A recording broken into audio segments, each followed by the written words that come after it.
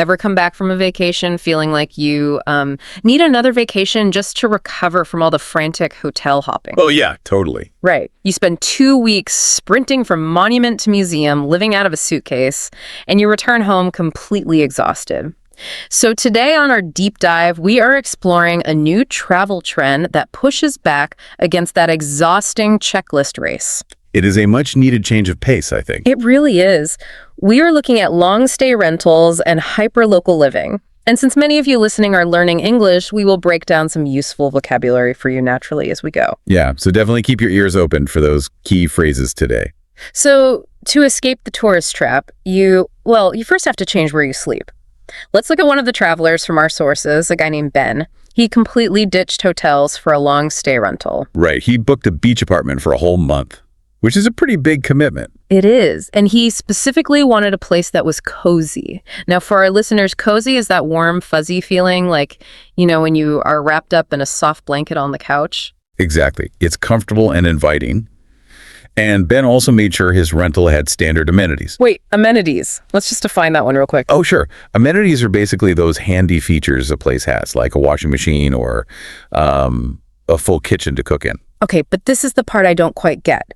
Why would having chores, like a kitchen to cook in or having to do your own laundry, actually make a vacation better? I know, it sounds a little counterintuitive, right? Vacation is supposed to be about escaping chores. Exactly. But it has everything to do with shifting your mindset. When you rely on hotels, you get decision fatigue from constantly finding restaurants and dealing with new spaces. Oh, I see. Yeah, having your own kitchen anchors your nervous system, creates a true home away from home.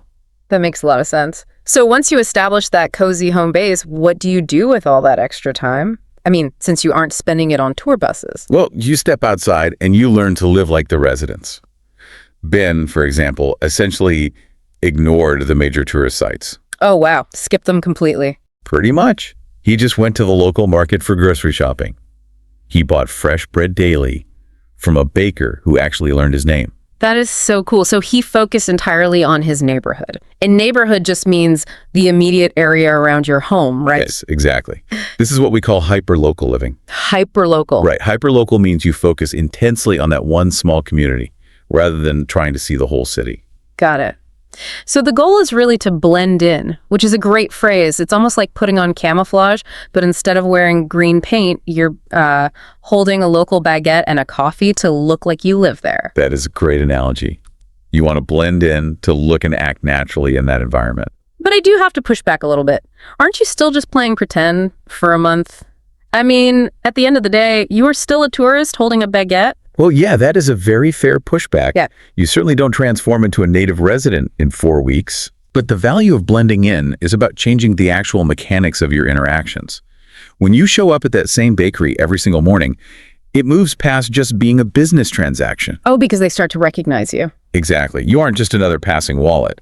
The residents start treating you as a temporary neighbor. Ah, so it shifts from a service industry transaction to a genuine human interaction. Precisely. And that is really the ultimate payoff of slow travel. It's an emotional reward. Travel becomes about the people, not just the sights. Which is beautiful, because when you engage with welcoming locals, meaning people who are warm and friendly to newcomers, you actually start to build a community. You do, and that micro-community leads directly to a feeling of belonging. And belonging is that deep-seated feeling of being accepted in a space.